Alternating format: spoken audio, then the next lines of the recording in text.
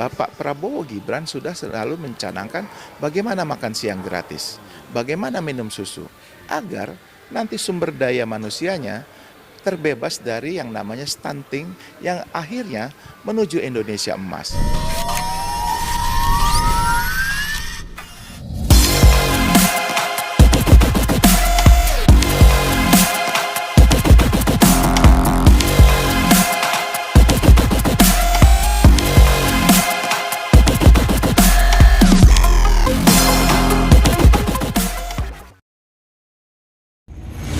Kita harus kembali menjaga kebijakan-kebijakan, misalnya pengendalian alih fungsi lahan pertanian.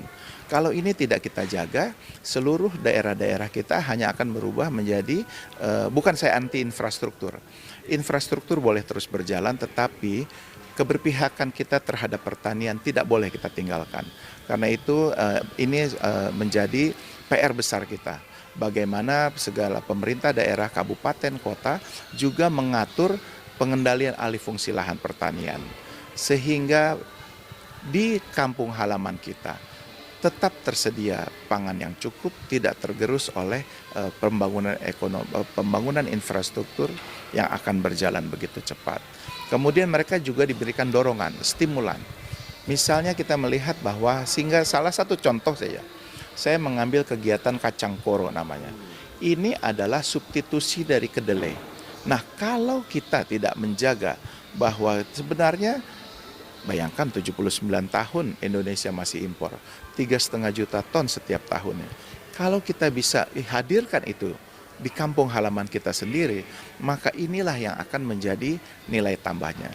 Jadi pertanian tidak hanya untuk pertanian saja, tetapi kita akan bangkitkan hilirisasi, yaitu bagaimana dia menjadi nilai tambah, misalnya jadi tempe, jadi tahu, jadi tepung, jadi susu. Dan ini menjadi implementasi yang sejalan dengan pemerintahan yang terpilih. Bapak Prabowo Gibran sudah selalu mencanangkan bagaimana makan siang gratis, bagaimana minum susu, agar nanti sumber daya manusianya terbebas dari yang namanya stunting yang akhirnya menuju Indonesia emas. Nah, inilah konsep ini yang harus kita kawal implementasinya sampai menjadi kebijakan-kebijakan baik pemerintah provinsi maupun kabupaten kota. Itu yang kita dorong. Baik, Pak. Saya Suatu penelitian yang termasuk nggak tanggung-tanggung Sulawesi Utara menjadi. Ini kan sementara kita tahu dulu adalah bagaimana SDM yang berasal dari Minahasa sangat unggul. Nah, kita harus kita kembalikan keunggulan sumber daya manusia Minahasa. Pendiri Republik ini banyak loh dari Minahasa. Kemudian bagaimana keunggulan pertanian kita. Kita ingat dulu selalu kita canangkan ketika Indonesia Krismon katanya, kita orang Christmas. Kenapa? Selalu berpesta, selalu bersyukur karena apa?